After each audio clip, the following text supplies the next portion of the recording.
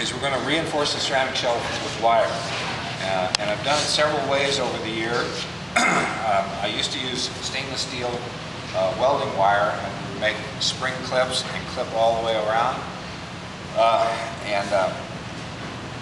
One semester I didn't have any stainless steel wire, and it's kind of expensive anyway. It's probably $15 or $20 a pound.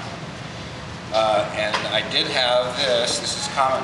They call it baling wire. Baling wire. Tie wire is what it is for tying rebar together.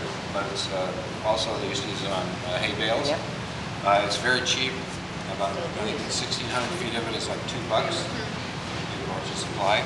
And so I just decided to try it to see if it would work. And I found out that it works just fine as reinforcing wire for the ceramic shell in the middle, building the stucco layers up. The thing that you have to remember, number one, when you go to reinforce your ceramic shell, when you go to reinforce your ceramic shell, you want to make sure that your ceramic shell is dry. Okay? If it's still wet and you try and do this, it will actually knock the ceramic shell off. So you let it dry overnight before you go to reinforce it. Secondly, make sure you have your eye protection on when you're working with wire. You don't want it to spring up and flip up and hit you in the eye because there's a sharp on the end when you cut them. And there is danger to put your eye on. So you want to be very, very careful about that. Wearing leather gloves, just be careful handling them. It's kind of awkward to wear heavy leather gloves.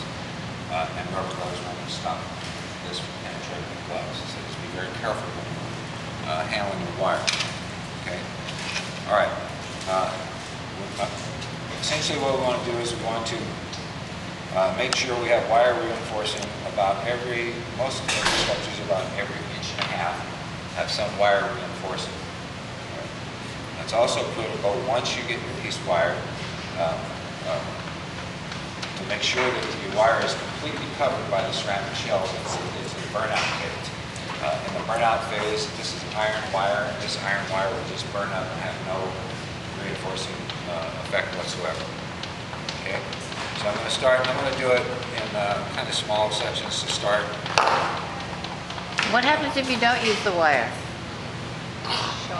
Well, if you don't use the wire, you have more risk of the ceramic shell cracking and bleeding out.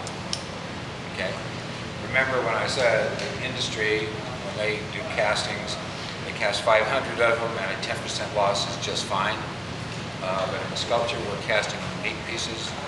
In industry, usually they have molds where they reproduce it over and over again, and so they just figure in the cost of losing 10% of the castings, or less than that. But we would like to keep our loss at 0% because they're going to be unique castings and we can't reproduce them. Okay, so we want to do everything we can to make sure we have a complete casting when we're done. Okay, so this is a technique that I developed just to ensure that we get a 100% success rate on our castings. Okay, now Kristen's piece the other day, you saw that she cast 2 of her panels. And take one and just kind of go around.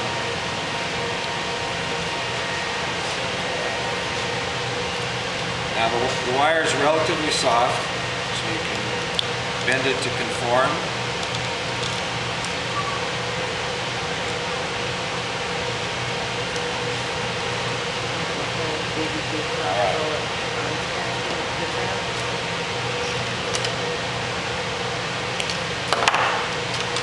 Now you see I'm working on a piece of foam rubber, and this is to cushion it because the ceramic shell is very fragile. If you work down on a hard surface like this, probably there's a 100% chance that you're going to form cracks in the ceramic shell. So always work on a piece of foam rubber when you're reinforcing.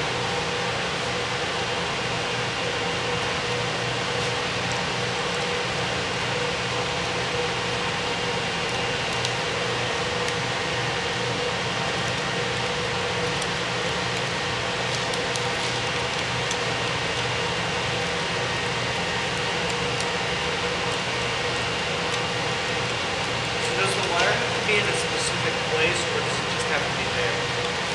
Well, we want to have, like I said, a minimum of about 1.5 inch spacing somewhere around. Okay. Now you can make a clip. These don't work so well with the soft wire, but you can make a U-shaped clip.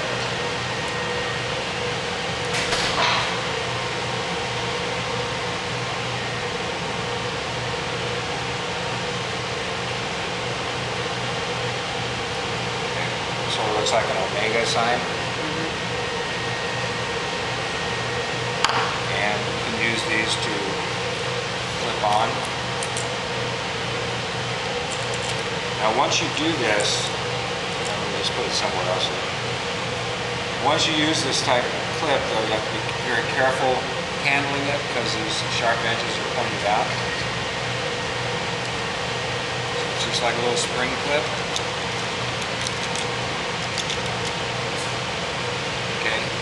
Springing this whole in place. Clips off on the floor, we don't have to worry about reinforcing it anymore.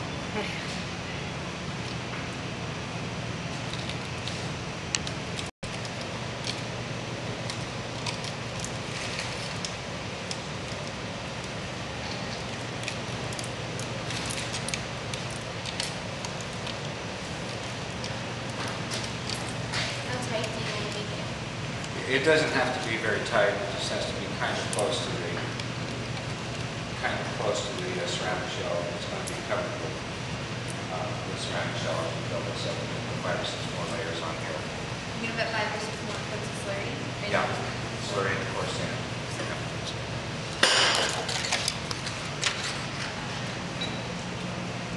And when we pour this, the cup's going to be up here. This is going to be down here. This is going to have much more force than anything up here. So it's much more critical to reinforce the bottom part when you're pouring the bottom part of the ceramic shell. As you get up here, when you're, this point right here is going to have the full weight of this casting, about 18 pounds. The full weight of this casting is going to be right on that tip there. Okay, so we don't want this to spread apart. Up here, you're only going to, the farther you go up here, you're only going to have about 4 pounds of force on your casting. So it's really not even necessary to reinforce up here.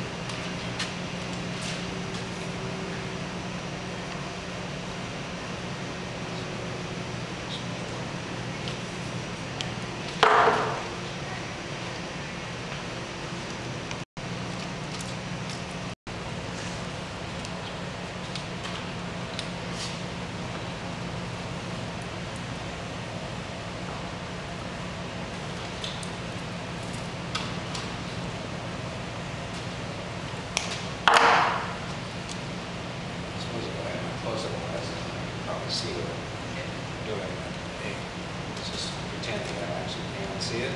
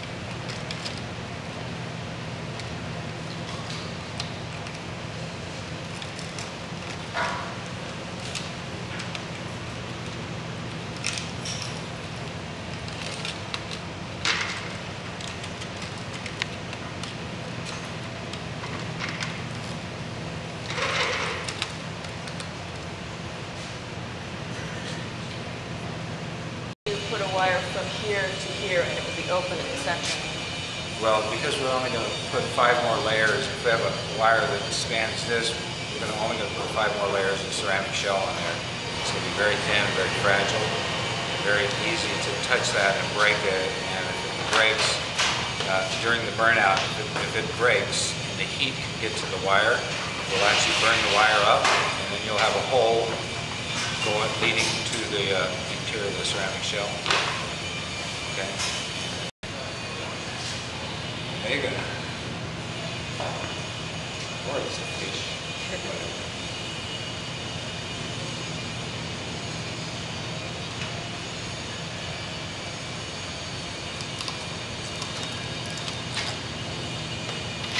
Okay. I think we're good. Now we're going to continue to come in the ceramic shell room and continue to coat this. At least 5 layers of